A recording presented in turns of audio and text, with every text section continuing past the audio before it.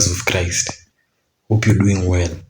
So today I'll be taking you guys through Genesis chapter 8 verse 17.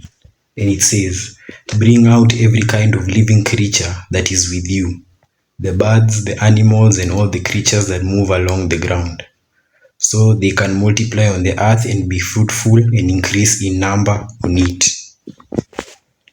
That's the word of the Lord. Thanks be to God. This verse has 7 main teachings or lessons we can take away from it. The first one, obedience includes responsibility. God commands Noah to release the animals, showing that faithful obedience often comes with responsibility towards God's creation. The second teaching, God's plan includes renewal. The command to multiply emphasizes that God's guidance aims at restoration and continuation of life.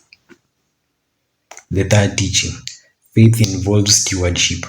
Noah is entrusted with all living creatures, teaching that faithful people are called to care for and manage God's creation. The fourth teaching, God's blessings is linked to fruitfulness.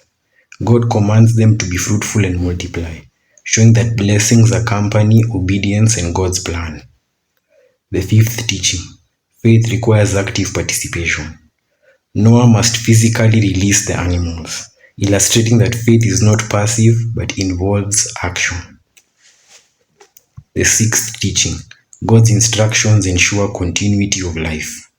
The preservation and multiplication of animals demonstrates the following: God's plan sustains and advances his creation. The seventh teaching, faith engages with God's creative work.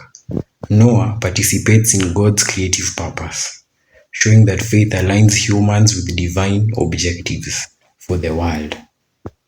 We as Christians should take responsibility for what God entrusts to us. We as Christians should actively participate in God's plan for restoration. We as Christians should care for creation and others faithfully. We as Christians should recognize that obedience brings faithfulness and blessings. We as Christians should engage actively in God's work rather than remaining passive. We as Christians should follow God's guidance to sustain life and continuity. We as Christians should align our actions with God's creative and redemptive purposes. So that's all I had for today, guys. Thank you very much, and as usual, God bless.